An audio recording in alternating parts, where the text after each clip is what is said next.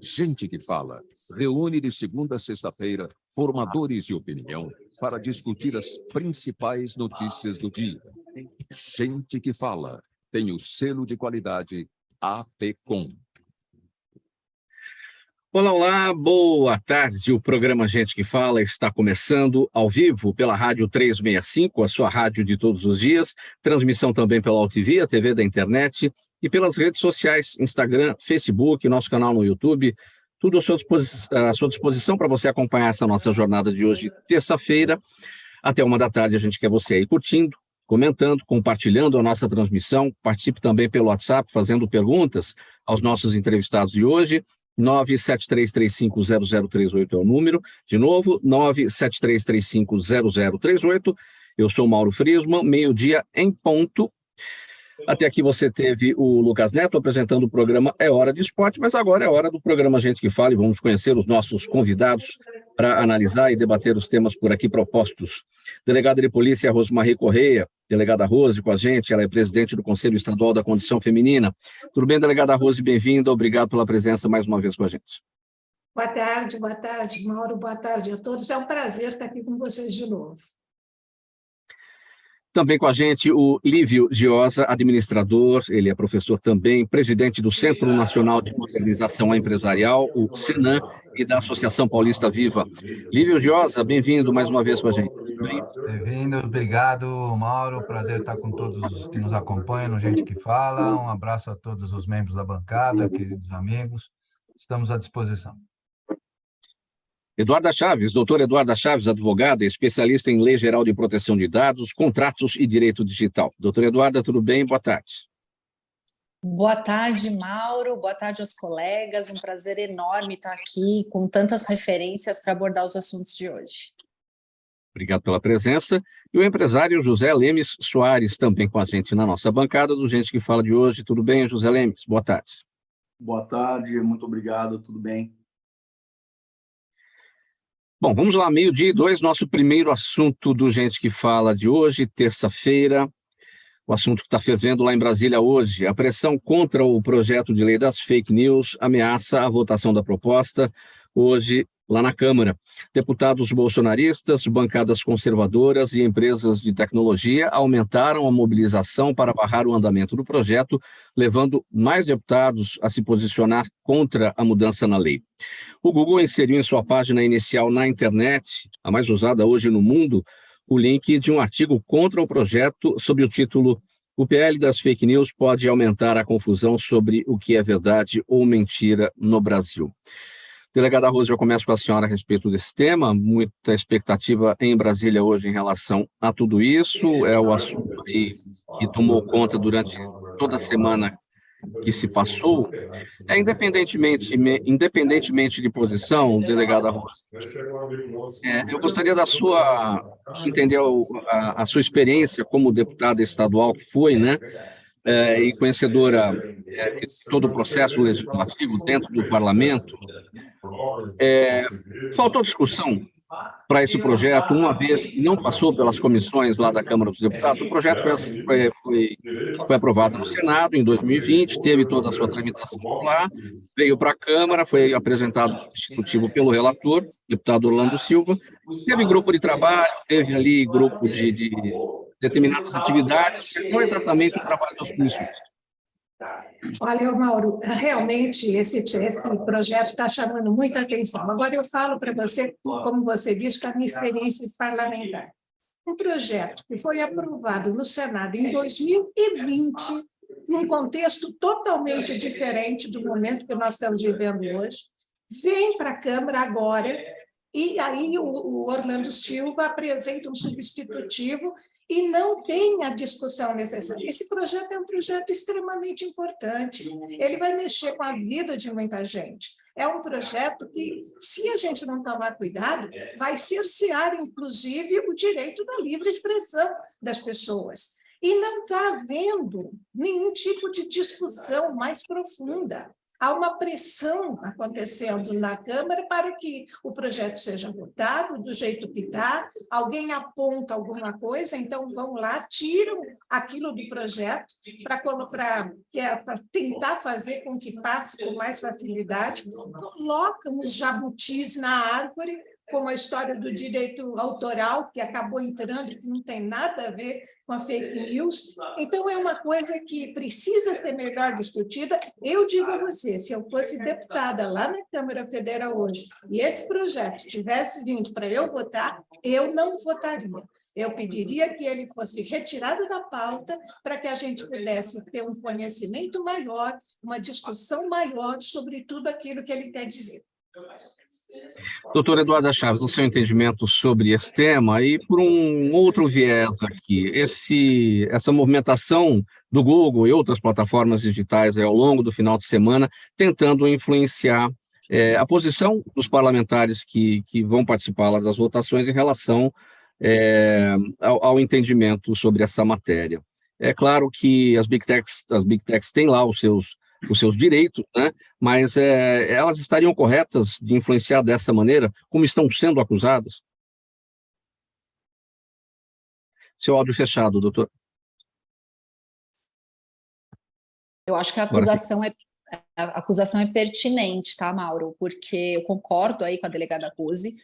Eu acho que o projeto inicial é antigo, mas a forma como está sendo conduzida pela Meta e pelo Google, de direcionar algumas publicações a respeito desse projeto de lei, para direcionar para sites específicos e que trazem uma incoerência aí, na verdade, uma inconstitucionalidade. Eu acho que realmente ainda está muito recente, mas eu queria até aproveitar, Mauro, e provocar um pouquinho, perguntando para a delegada Rose, no ponto de vista dela, ela diz o seguinte, né, que o projeto de 2020, aí vem 2023, essa nova versão. O que a doutora acha que deveria ter sido feito nesse caso, antes de ter colocado efetivamente ele em pauta?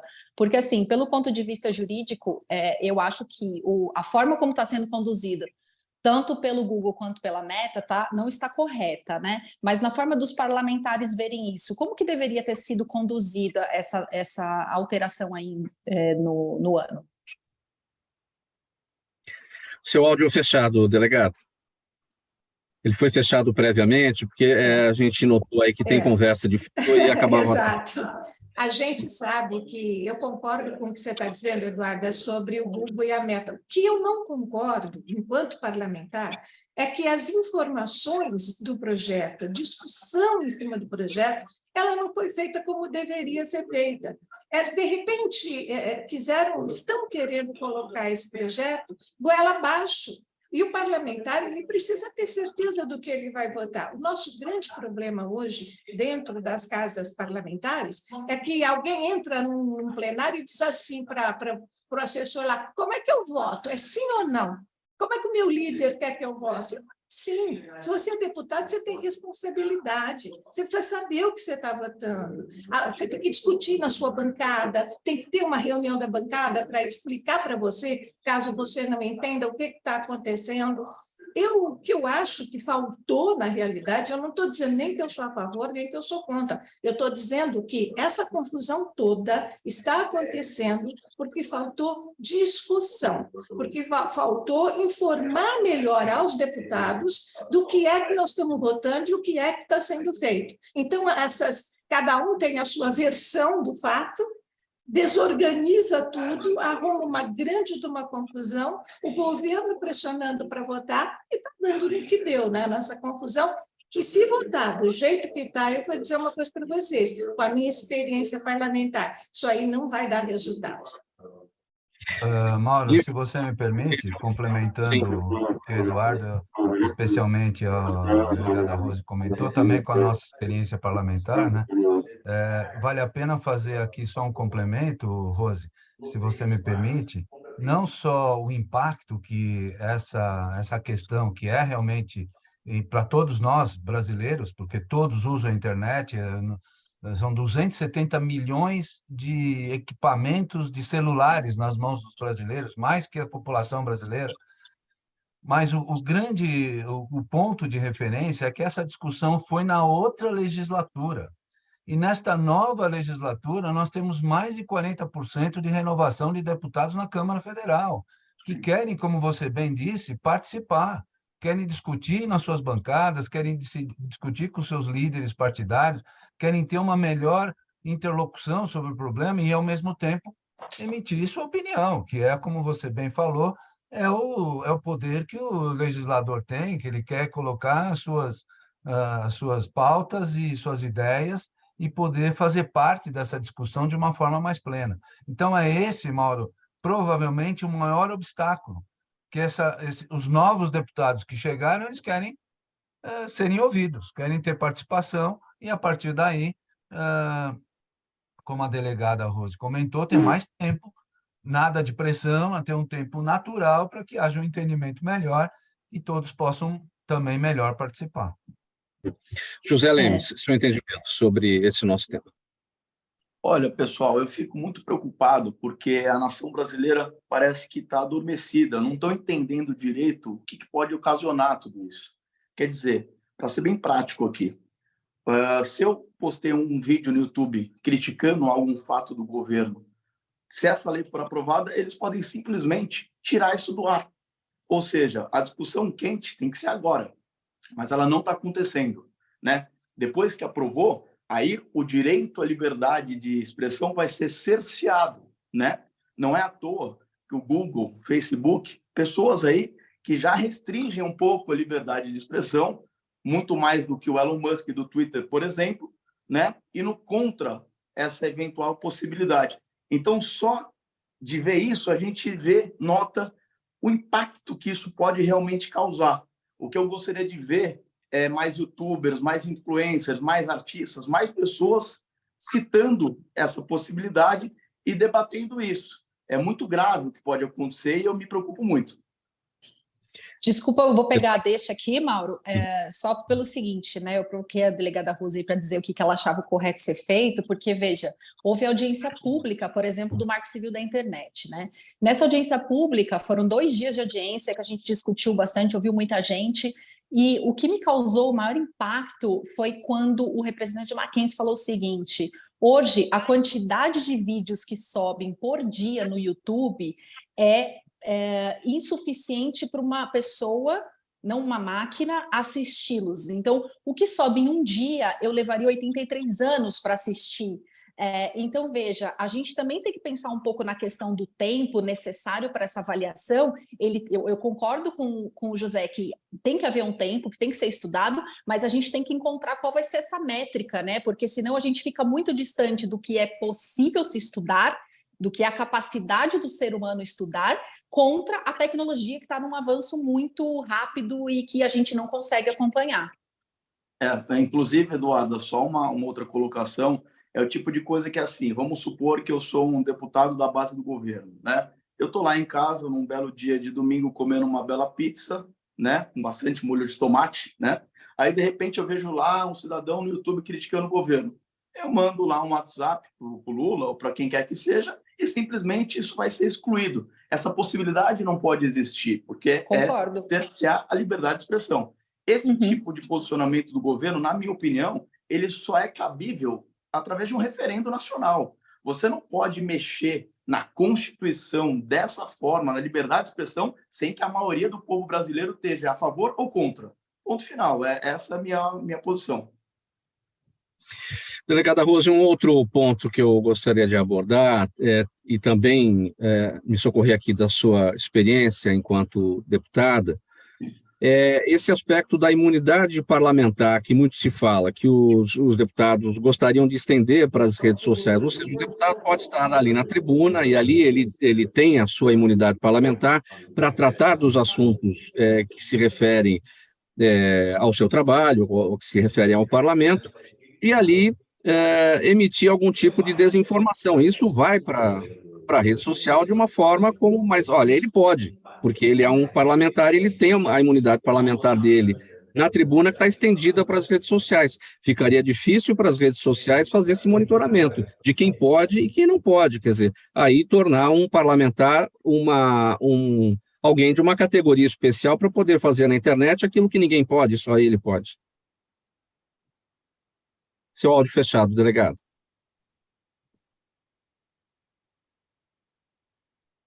Agora sim. A gente fecha para não atrapalhar. O problema é o seguinte, Mauro. O parlamentar tem direito de expressar a sua opinião, tá? Quer ela agrade ou não agrade ao governo ou a quem quer que seja. É por isso que existe a imunidade parlamentar, para que você possa falar sem que você corra o risco de, ao emitir a sua opinião, você ser processado, vamos dizer assim. Nesse triste Sim. momento que nós vivemos até pouco tempo atrás, e acho que a gente continua vivendo hoje, nós vimos uma série de deputados que acabaram sendo processados por colocar a sua opinião, tá? Fazendo valer a sua imunidade parlamentar e que ela não serviu para o Supremo. O Supremo acabou processando de qualquer maneira. Eu quero deixar claro aqui, gente, que nós estamos falando, eu não estou dizendo que isso está certo ou que isso está errado, nós estamos falando de algo que aconteceu, tá? E está escrito na Constituição que o parlamentar tem imunidade parlamentar. Nesse projeto, o parlamentar ele pode fazer o que você falou, sim. Ele pode falar alguma coisa a respeito dentro do plenário, que vai para a internet, e a internet não vai poder tirar, porque você ou vale ou não vale a imunidade parlamentar. É uma coisa muito difícil que a gente está tendo.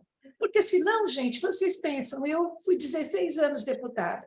Quantas vezes eu não subi à tribuna e critiquei a postura do governo, de como ele tratava a polícia, de como ele mandava fazer as coisas, e de coisas que a gente tinha notícia que tinha acontecido corretas, né? De delegados ou de policiais que tinham tido um comportamento inadequado. Então, se eu estou numa situação como essa, eu não posso mais falar da minha opinião, dizer o que eu penso, porque eu vou estar sujeito a ser processado e tudo mais.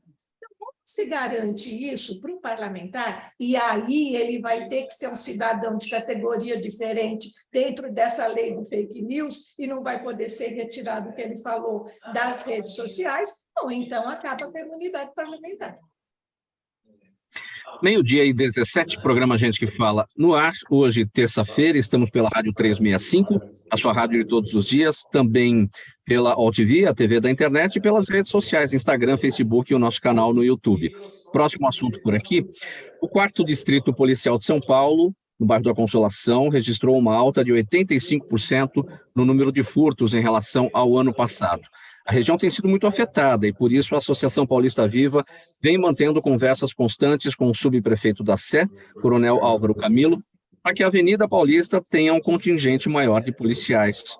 O retorno também das cabines fixas de segurança e a implantação de câmeras especiais. Além disso, a Associação Paulista Viva entregou 20 bicicletas para a Polícia Militar para uma operação preventiva de segurança na ciclofaixa. Lívia, o que está acontecendo com a Avenida Paulista? Ela nunca esteve tão presente nas manchetes policiais, nas páginas policiais, por conta das ocorrências, hein? Na verdade, esse é um ciclo, né? A Avenida Paulista já teve momentos delicados como esse, alguns anos atrás, onde até nós instalamos 32 cabines de segurança, os ditos supedâneos, né? Que ficaram muito bem reconhecidos na Avenida Paulista. Provavelmente a delegada Rose acompanhou aquele momento, né? Foi um momento bastante importante, porque a Avenida Paulista vivia esse ciclo também de muitos assaltos e muitas ações locais, ocorrências de furto. O tempo passou e agora, na nossa gestão, nós temos tido um protagonismo muito importante junto não só a subprefeitura da Sé, que foi comandada pelo Coronel Salles, hoje vereador, que sempre nos atendeu, agora o Coronel Camilo, mais ainda à frente, o Coronel foi deputado também, que tem um entendimento muito claro, foi secretário executivo da Secretaria de Segurança. Então, nós temos um diálogo constante com a Secretaria da Segurança do Estado de São Paulo, com a Guarda Civil Metropolitana, com o prefeito Ricardo Nunes, todos muito atentos às questões que estão acontecendo na Paulista, e a nossa entidade já promoveu uma série de ações. Como você bem comentou, Mauro, nós doamos, há um ano atrás, 20 bicicletas totalmente equipadas, com aval da Secretaria de Segurança, para que os militares, os policiais militares pudessem fazer ação preventiva na ciclofaixa. e vocês sabem que muitos roubos são feitos por bicicletas, então a Polícia Militar também está atenta e a gente teve esse protagonismo da doação dos equipamentos. Nós implantamos, no final do ano passado, um grande projeto na Avenida Paulista chamado Corredor Ativo de Segurança, com o apoio de uma empresa privada que está instalando junto com os síndicos dos edifícios, na frente de cada edificação, câmeras de segurança especiais, com uma qualificação muito boa, e esta empresa tem uma central de operações que dialoga com a delegacia da região, exatamente para disponibilizar, quando solicitada, as imagens no início, meio e fim do que aconteceu, para que haja uma rápida atuação da polícia. Então, isso está sendo muito bem acolhido aqui na Paulista, mas nós intensificamos as conversas com a prefeitura justamente para voltar à operação delegada na Avenida Paulista e, com isso, a possibilidade de disponibilizar as novas cabines de segurança.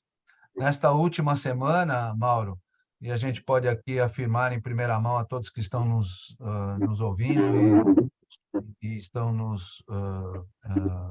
também participando na OTV, com a possibilidade real da instalação das novas cabines, porque a operação delegada começa a deflagrar-se a partir da próxima semana, aqui na região da Paulista.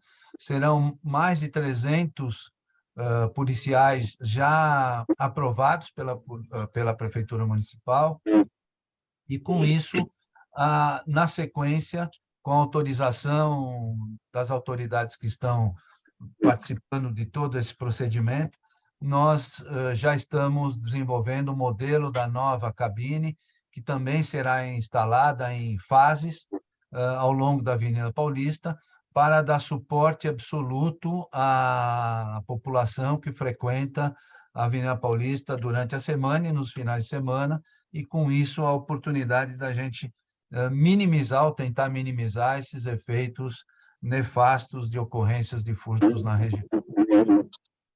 Delegada Rose, para o seu entendimento, ações policiais de fato precisam ser tomadas e serão, né, como destacou aqui o Lívio Giosa, é assim em qualquer grande cidade do mundo, qualquer megalópole como São Paulo, mas a gente sabe que os problemas de segurança pública estão relacionados com outras questões também. Então, para me socorrer do seu entendimento enquanto policial e também o seu entendimento social, que a senhora sempre teve enquanto parlamentar também, a gente tem aí um grave problema educacional a ser enfrentado, a gente tem um problema social aí a ser enfrentado também, pós-pandemia, antes e depois piorado na pandemia de lá para cá. Enfim, quais são os desafios, delegado, do ponto de vista social?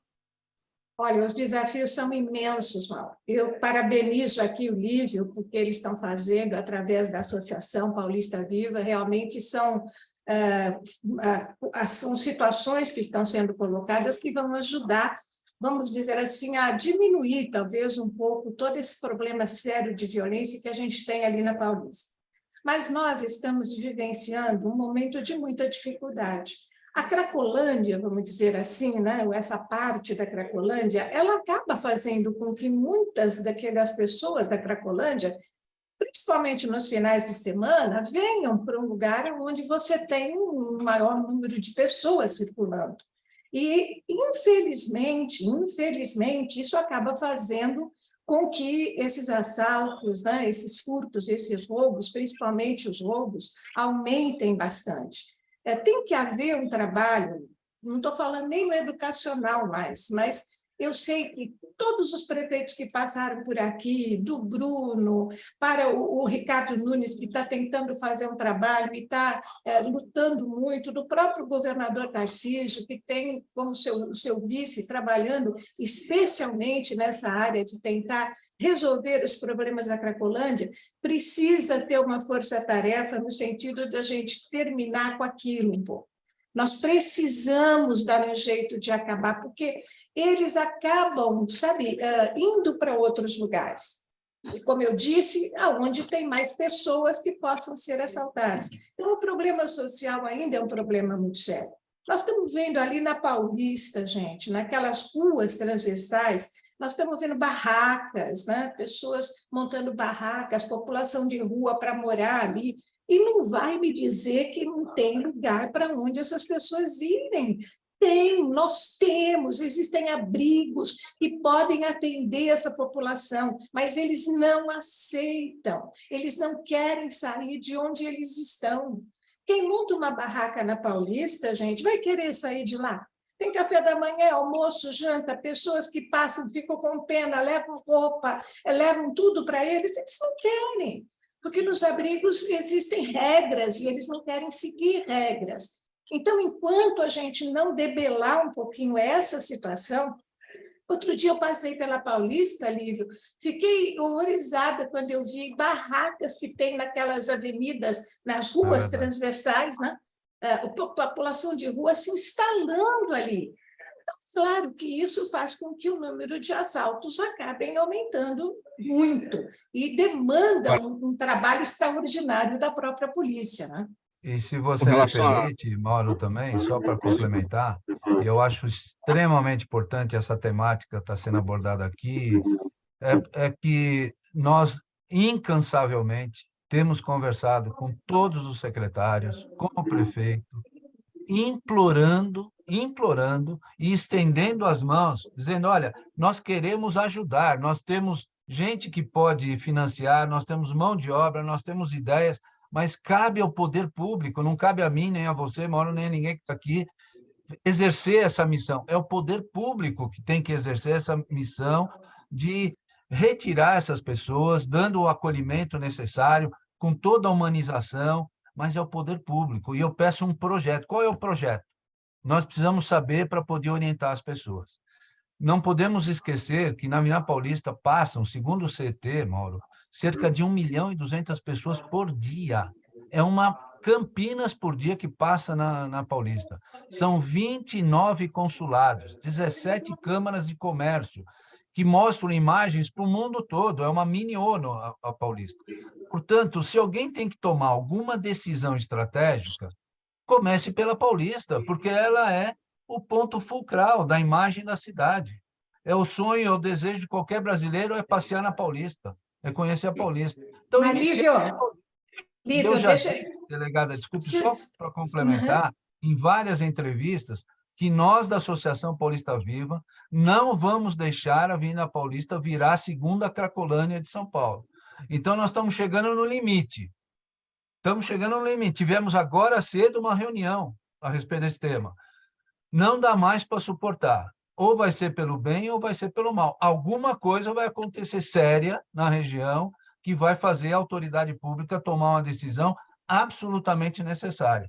E eu homenageio vocês, Mauro, através de gente que fala, a oportunidade da gente falar, porque a opinião pública tem que ser revelada através da pressão dos veículos de comunicação, porque senão não há uma intervenção eficaz, as coisas ficam no dia a dia, entra na rotina e ninguém faz nada. Bom, eu só queria, me dá licença um instantinho, Mauro. Concordo, claro que eu concordo com tudo que o Lívio está dizendo. Agora, eu não posso culpar o poder público mais, porque há pouco tempo atrás, o prefeito Ricardo Nunes conseguiu um convênio com alguns hospitais para onde poderiam ser levados esse pessoal da Cracolândia, que está já, infelizmente, viciado, né, de uma maneira que praticamente irreversível, para que eles fossem conduzidos para esses hospitais gratuitamente, onde receberiam uma ajuda, um trabalho de desintoxicação, um trabalho para ser feito com eles. O que aconteceu? Essas pessoas, elas não vão por vontade própria. Aliás, elas não conseguem mais nem se autodeterminar, porque elas já não pensam mais, de tão que a cabeça, o cérebro delas está comido pela droga. Bom, teria que ser levado na marra para poder ser atendida nesses hospitais. O que aconteceu? Veio uma ordem dizendo que eles tinham... Alguém entrou no Ministério Público dizendo que não podia ser feito isso, porque eles tinham o direito de ir e vir e ninguém poderia tirá-los de lá. E o Ministério Público não deixou o prefeito fazer aquilo que precisava fazer. Mas, Rosê, essa ordem já caiu, viu? Essa ordem já caiu, o subprefeito Camilo já tem a nova ordenação. e há uma predisposição de fazer alguma coisa, mas até agora nada Ninguém. aconteceu. Outra coisa, as barracas. Vocês sabiam que barraca é considerado como casa? Você não pode tirar as coisas da barraca e nem tirar as pessoas e tirar a barraca do lugar? É difícil trabalhar desse jeito, gente. Ou todo mundo se une, ou... Mas será que a gente não pode, de fato, delegada, responsabilizar o poder público sob o ponto de vista das investigações criminais? Porque a gente está falando aqui do usuário do crack, mas a gente precisa pensar que tem o traficante ali que está abastecendo todo mundo. E não tem esse trabalho efetivo de ir atrás do traficante, seguir o dinheiro, né? Se você segue o dinheiro, descobre as fontes, você corta o dinheiro, você corta o crime. E a gente não vê com efetividade o que precisa ser feito nesse aspecto. Concordo, mano. Concordo com você a respeito disso, mas se você está vendo o número de prisões que estão aumentando, o número de flagrantes que estão aumentando, é porque a polícia está tentando agir. Só que talvez falte a inteligência policial trabalhando para identificar o traficante. E, como você mesmo disse, tirando o traficante, você acaba cortando a matéria-prima de chegar ali na Cracolândia. Eduarda, quer complementar? Então a gente parte para o próximo assunto aqui. Seu áudio fechado. Desculpa. Não, eu gostei muito eu concordo, primeiro parabenizo o Lívia aí pela iniciativa, mas eu concordo bastante com o que a delegada Rose falou em relação à educação da própria população, né? Porque a população às vezes acha que está contribuindo de levar a sopa, de levar isso, levar aquilo, mas na verdade acaba estimulando para que essas pessoas continuem morando nas ruas com direito a café, almoço e janta, como disse a delegada Rose, né? Então é um pouco complicado. Eu acho que a gente precisa também, lógico, além de uma ação efetiva da polícia, a gente precisa também trabalhar essa questão da educação do cidadão enquanto ele acha que está contribuindo e, na verdade, ele está permitindo que a pessoa moradora tenha uma qualidade melhor, né? Eu sou uma pessoa que entrou em pânico, sofri crises de pânico depois de assistir na televisão a situação na Cracolândia, de arremessarem cadeira nos carros, e fiquei num estresse mesmo, traumatizada com aquilo, e eu acho que a iniciativa tem que vir do todo, né? A coletividade tem que trabalhar junto com a própria polícia efetiva. Faltando 28 minutos para 13h, a gente segue por aqui com o programa Gente que Fala, edição de terça-feira, pela Rádio 365, a sua rádio de todos os dias, a UTV, a TV da internet e também pelas redes sociais. Próximo tema. O estado de São Paulo bateu recorde nos casos de feminicídio no primeiro trimestre deste ano. Foram registrados 62 casos, uma alta de 24% em relação ao mesmo período de 2022. Na capital, os homicídios dolosos caíram à mínima histórica de 119 casos. Os casos de estupro também subiram, tanto no estado quanto na capital. 882 no estado, alta de 23,5%, 205 na capital, alta de 29,7%, tudo isso em relação ao primeiro trimestre do ano passado. Os números completam o primeiro trimestre do governo Tarcísio de Freitas e foram publicados pela Secretaria de Segurança Pública do Estado de São Paulo. Delegada Rose, o que esses dados todos nos revelam, nos apontam? Bom, no tocante ao feminicídio, eu confesso para você que a gente já esperava esse aumento. Até porque, se você acompanhar os jornais, a televisão, você vai ver que praticamente todos os dias você tem 1 ou 2 casos de feminicídio que são narrados. Então, a gente já esperava realmente que esses números fossem aumentar. Veja, Mauro, pode parecer que nada está sendo feito, mas existe toda uma rede de atendimento à mulher e todo um trabalho preventivo que tem sido realizado através das delegacias da mulher, através das ONGs, através até da própria Secretaria da Mulher, a nova Secretaria da Mulher que está aí, que a gente está tendo muito contato até para trabalhar em parceria, no sentido de prevenir esse crime, tá? Porque é um crime evitável. Se você consegue acabar com a violência psicológica, que ela acaba gerando, sem dúvida, a violência física, e você conseguir acabar com isso, você está, de certa forma, evitando o feminicídio. Se você orientar a mulher que ela deve procurar ajuda quando ela está no momento da violência psicológica, ou quando ela foi agredida pela primeira vez, ela deve procurar ajuda, você está evitando feminicídio. Agora, o que nós estamos vendo é alguma coisa assim de propriedade, né? As mulheres estão sendo mortas por ex-maridos, por companheiros, porque elas querem sair de uma vida de violência e eles as encaram como propriedade deles. E como propriedade deles, eles vão e eles matam, eles não aceitam que elas tenham uma vida fora dele. Então, a gente está... Tem as medidas, tem a Patrulha Maria da Penha, você tem a tornozeleira que logo vai entrar em vigor, mas você tem que lutar contra esse sentimento de propriedade que os homens têm contra as mulheres. O último feminicídio que eu vi foi em Campinas, 52 anos de casamento. 52 anos de casamento e ele matou a mulher porque ela ousou dizer um não para ele em alguma coisa que ele queria. Então, na realidade, deixando do lado um pouco as coisas policiais, né? Tudo que a gente tem que fazer de prevenção na polícia, na Secretaria da Mulher, nas ONGs e tudo mais, a gente tem que lutar um pouquinho contra esse sentimento de propriedade do homem. A gente tem que tentar mudar esse comportamento, porque todos esses feminicídios que estão acontecendo têm sido em função disso.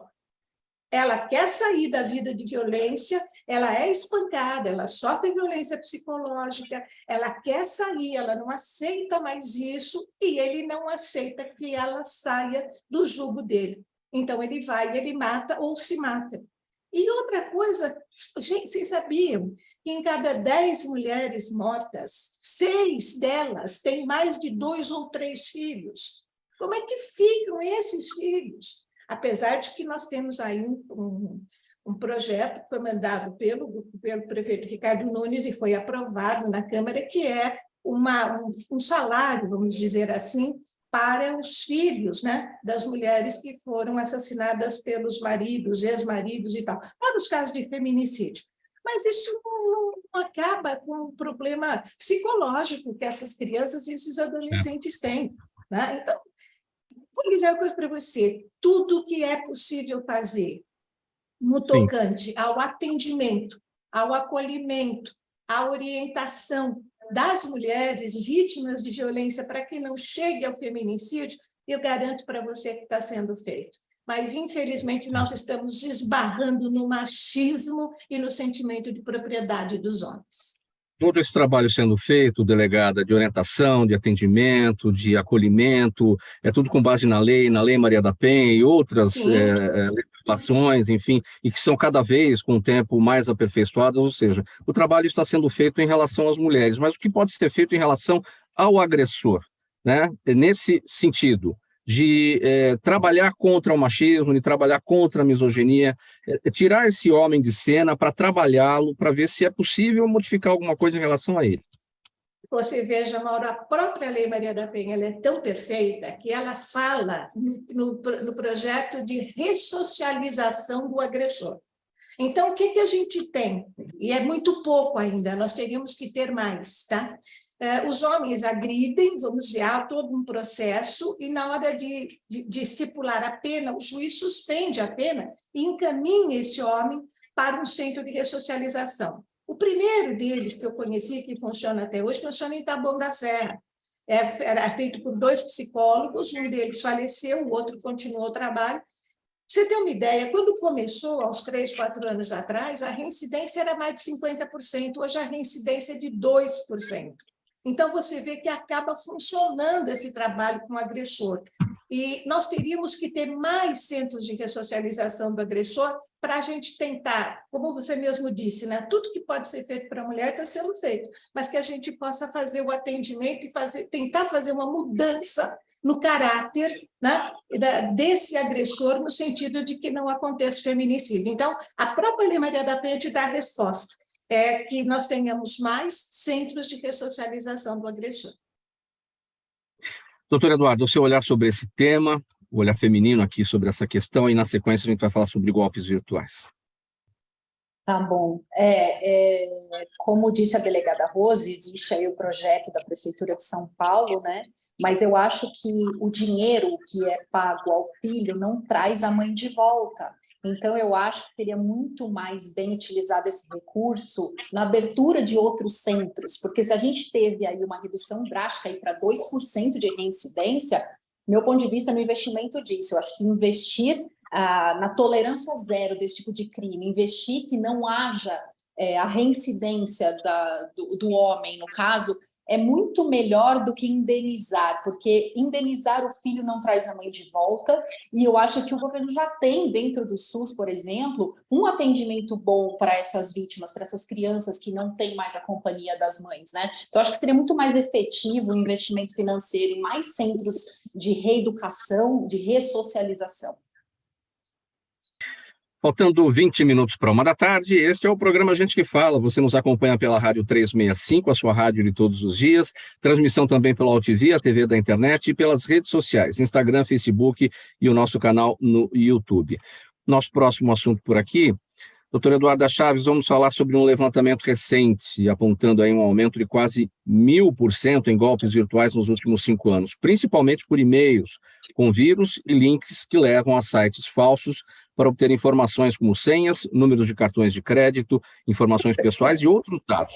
Segundo especialistas, as mudanças na vida de muitas pessoas, como a adoção do home office e o aumento das compras online, facilitaram a ação dos hackers. Os estelionatos lideram a lista dos golpes na internet.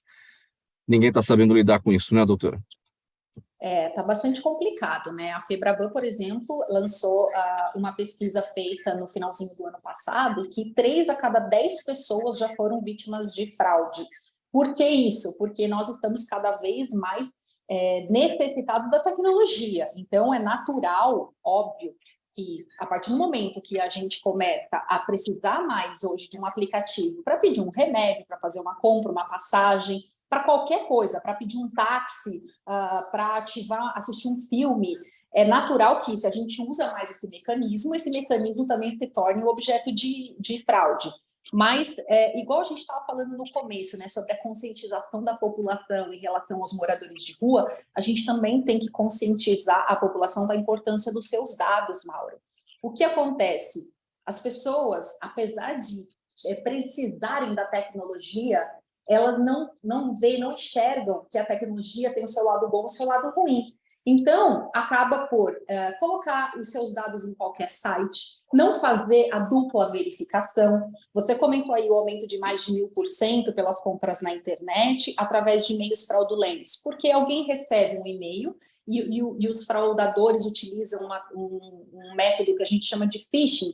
Então, o que eles fazem? Eles mandam para você um e-mail numa oferta e você acha que você está adquirindo de uma loja que você conhece, que patrocina programas de televisão, enfim, e você se sente seguro, mas aí a segurança é que acaba com o cidadão, porque você tem tanta certeza que você sai preenchendo tudo ali. Se você botar um pé atrás em todas as coisas que você for fazer na internet, assim como você não entraria num beco qualquer para comprar uma viagem para Paris, porque você ia ficar, aqui tá meio esquisito, você também tem que ter esse cuidado na internet, você também tem que ter esse cuidado quando você está fazendo compras online. Para que o aplicativo, o site, precisa saber a sua localização se ele não vai te entregar nada? Se o que você está comprando é um bilhete virtual de uma passagem, se é um bilhete virtual de show. Então, a gente tem que começar a ter esses critérios, sabe? Eu costumo dizer para os meus clientes, para os meus alunos, faz aquela perguntinha, né? Quando você está economizando, fala assim, pergunta se você precisa ou se você quer. No caso dos dados, é a mesma coisa. Pergunta se é necessário você colocar aqueles dados que estão sendo requeridos, porque, infelizmente, o trabalho dos dados hoje tem um mercado obscuro. Os dados estão aí na internet, estão sendo publicados e esses golpes vêm aumentando porque nós estamos suscetíveis. A maior parte são homens que sofrem por conta de relacionamentos. Aí você pega os maiores sites de relacionamento, você disponibiliza gratuitamente as suas informações. Então, as pessoas estão um pouco sem critério, no meu ponto de vista. Mauro, eu queria corroborar um pouquinho o que a doutora Eduarda disse, que, além disso, quando você, por exemplo, eu compro muito pela internet, acho que todos nós compramos muita coisa pela internet. Mercado Livre, todo mundo conhece Mercado Livre. Outro dia eu fui simplesmente, vi lá uma oferta boa, quando eu fui terminar para pagar, eu olhei que não era Mercado Livre, era Mercado Libre. Então, olha, uma letrinha. Aí eu fui lá no Reclame Aqui e tinha lá uma série de reclamações contra o Mercado Livre. Mas no impulso, você está ali, você olha, o desenho, o logo, na logomarca é igual, tudo igual, é uma letrinha que mudou, tá? Que se você não prestar atenção, você cai no golpe. E a gente que pelo menos se acha, né, um pouco entendida para não sofrer golpe. Doutora se Eduarda, vocês me você permitem falou aí... também, Mauro, só para Fala, amigo. complementar, dois pontos para a gente analisar essa situação. Primeiro que, com tantos golpes já percebidos e a imprensa comunicando e tal, a gente vai viver, Eduarda, se você me permite também avaliar, meio que aquela tipo imunidade de rebanho, né? As pessoas já vão estar tão percebidas que o negócio está complexo que eu vou te chamar muito a atenção agora pelas próximas fases que eu vou utilizar a internet ou algum tipo de site. E o segundo aspecto, que é o contraponto do que eu estou falando, é que cada vez mais a inteligência artificial se aprimora e cada vez a possibilidade de sermos enganados por uma voz, por um áudio, por um vídeo, vai ser muito mais delicada a percepção, né? Então, se de um lado tudo tem seu benefício, do outro, como você bem falou, Eduarda, as pessoas vão ter que estar muito mais atentas para os dados que forem solicitados, porque você pode estar sendo enganado de uma forma absoluta por conta da própria tecnologia e da inteligência artificial, né? Para a gente ouvir também o José Lemes, porque você está ligado aí à tecnologia na sua atividade diária, né? A doutora Eduarda, ela citou o seguinte, José Lemes, sempre está com o pé atrás, né? Ou seja, é ligar o desconfiômetro, e isso aí também passa por educação digital, né? Educação para esse ambiente, né? Por onde passa essa educação? Necessariamente pela escola, José Lemes? Com certeza, é o mesmo problema das drogas, por exemplo. Então, ao invés do nosso jovem estar lá aprendendo uma série de números, quem descobriu o Brasil, uma série de coisa inútil, né? Ele tinha que aprender o seguinte: qual é a consequência que ele vai ter na vida dele quando aquele amiguinho vir oferecer droga e ele aceitar. Porque uma vez que você entra para as drogas, você vira dependente químico. E dependência química é uma doença que não tem cura, né? A minha mãe é dependente química, eu entrei numa guerra grande para salvar a vida da minha mãe. Tem um documentário no Facebook com 7 milhões de visualizações contando essa história toda. E foi uma verdadeira guerra, né? Então, assim, quando as pessoas falam do problema para como acabar com a Cracolândia, eu respeito todas as opiniões, a delegada Rose, aí todo mundo contou muito bem. Porém, é muito fácil, gente. A gente não precisa ficar batendo a cabeça. Vamos olhar para Nova York, vamos olhar para a lei Rockefeller. O que eles fizeram que funcionou, né? O que eles fizeram? Eu te falo, um trabalho de contra-inteligência, de investigação, né? Ou seja, eles infiltravam policiais ali, então eles prendiam os traficantes quando iam abastecer essas mulas aí que vendiam as drogas. Então, eles começaram a criar uma lei do medo, a lei da tolerância a zero. É muito fácil acabar com a Cracolândia. Faça isso. Siga o que Nova York fez. Muito fácil. Quando a gente ficar pensando aqui em pegar o dependente químico e jogar ele em algum lugar, você pode ter certeza que não vai acabar nunca. Vai entrar governo, vai sair governo e não vai resolver. Com relação aí ao problema de tecnologia, né, nós hackeamos aí o iPhone da minha mãe para comprovar que ela tinha um plano para tentar ou me matar ou me tirar do caminho de algum jeito. Porque quando eu morava lá na casa com ela, as drogas chegavam, eu jogava fora, e eu comecei a ser visto como inimigo da minha mãe. E minha mãe, aí, junto com uma facção criminosa, simularam uma medida protetiva contra mim através da Lei Maria da Penha, e a justiça entendeu que eu tinha agredido minha mãe. O problema é que, quando a gente hackeou o iPhone da minha mãe, a gente pegou os prints, inclusive gravações dela falando, vamos armar para ele, os traficantes falando, vamos armar mesmo. São as vozes deles, estão lá nesse documentário. o que acontece é o seguinte, tem que haver educação digital a partir da escola. Do mesmo jeito de drogas, que tem que compreender esse assunto e ser ensinado para o jovem, tem que sim no meio digital, ou seja, como usar a internet, de que forma a inteligência artificial vai contribuir para essas pessoas, como não sofrer aí ataques, né? A gente parece que está vivendo numa nação de ignorante, de burro, porque qualquer link que você manda aí para uma série de pessoas, a pessoa vai lá e clica e ela é invadida, tem ali a sua privacidade hackeada, tem ali o seu número de cartão de crédito exposto, quer dizer, a gente está perdendo muito tempo, é necessário usar a escola da forma correta, ao invés de ficar lá, com todo respeito ao Pedro Álvares Cabral, ficar ensinando quem chegou aqui com um barco há 530 anos atrás e viu um pedaço de terra e descobriu o Brasil, ao invés disso, ensinar por que não usar droga, ensinar o meio digital como pode ser útil, ensinar a produzir. É esse tipo de mudança que eu gostaria de ver. José Lemes, eu quero aproveitar aqui e pegar gancho nessa sua experiência familiar que você já iniciou, já começou a contar.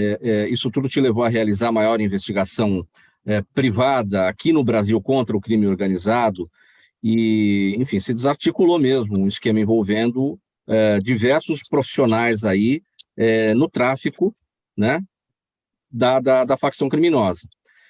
E tudo com a ajuda da tecnologia. Não fosse a tecnologia, você não teria chegado lá. Se destacou que propriamente fez o hackeamento do celular da sua mãe. Enfim, o uso da tecnologia, como é que a tecnologia habilita estratégias como essa que você elaborar? Eu te falo sem medo de errar, Mauro, que a resposta para acabar, não diminuir, acabar com a criminalidade está na tecnologia. Eu te falo por quê.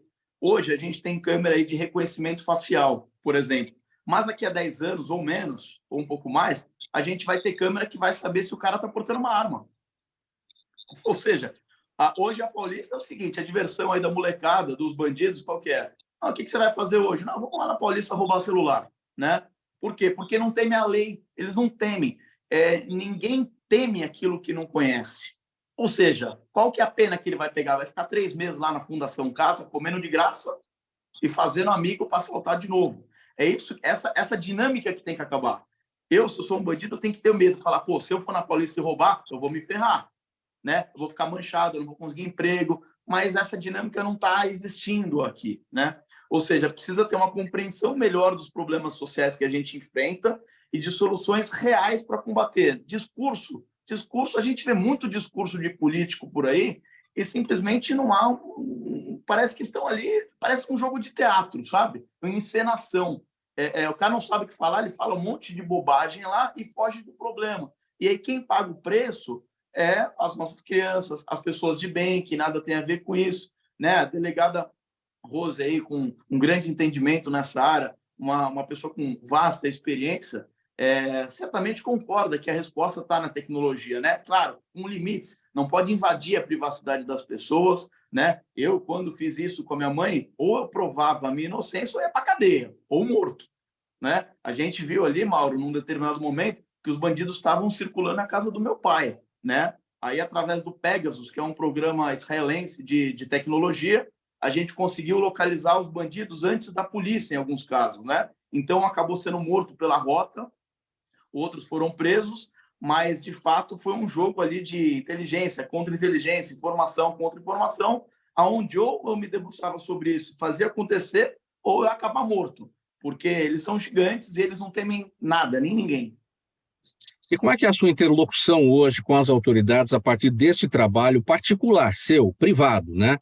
De desmantelamento desse esquema, ou seja, a sua mãe envolvida num esquema junto com os bandidos, junto com a facção criminosa, para te tirar de cena. Como é que você articula isso com as autoridades para ajudar na investigação de crimes, na inteligência para isso?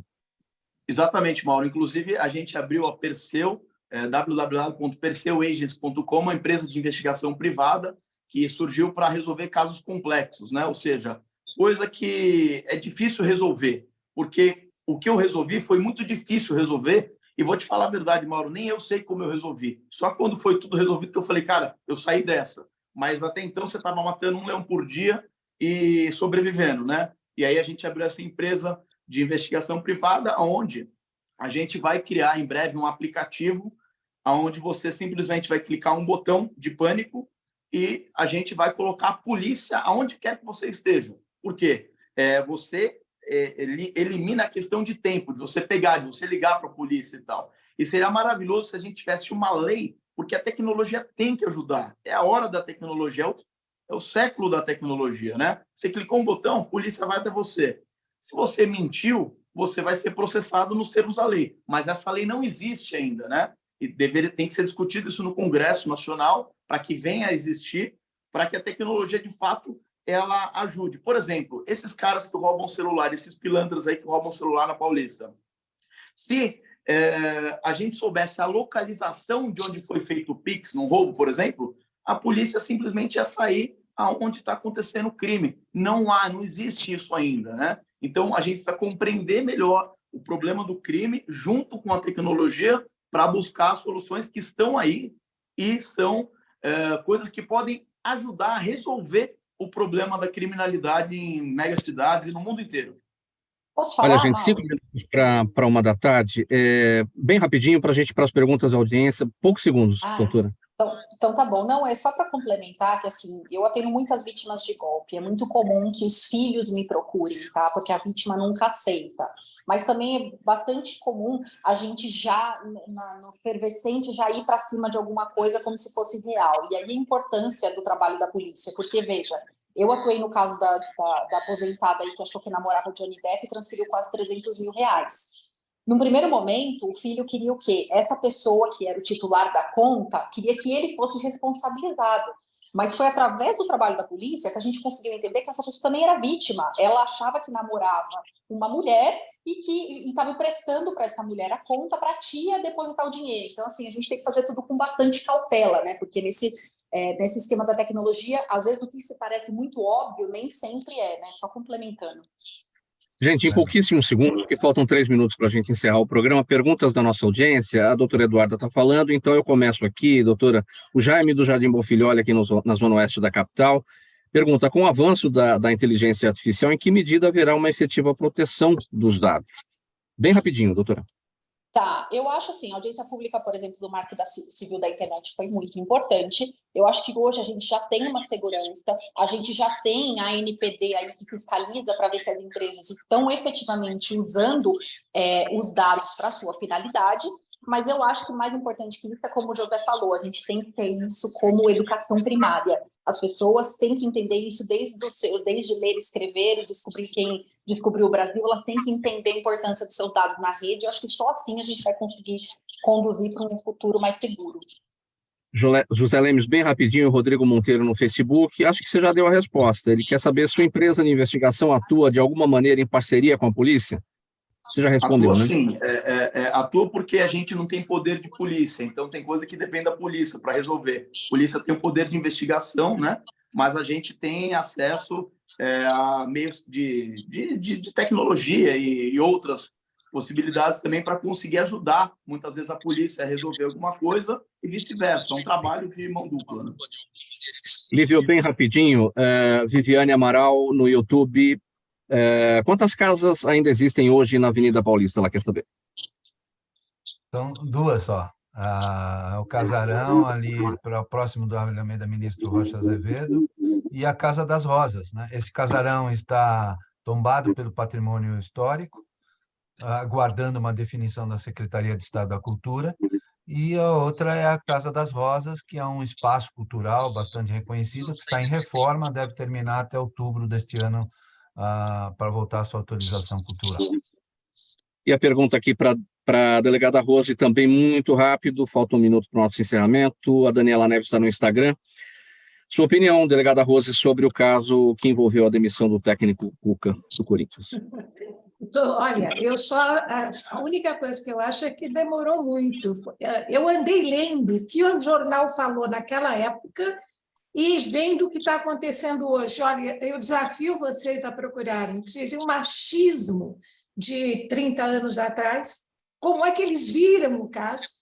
Eu acho que está muito certo, sim. Não tem nada, eu acho que qualquer crime sexual contra a mulher, desde que comprovado, tem que ser punido, e essa pessoa não pode ficar no meu time, para fazer ser técnica.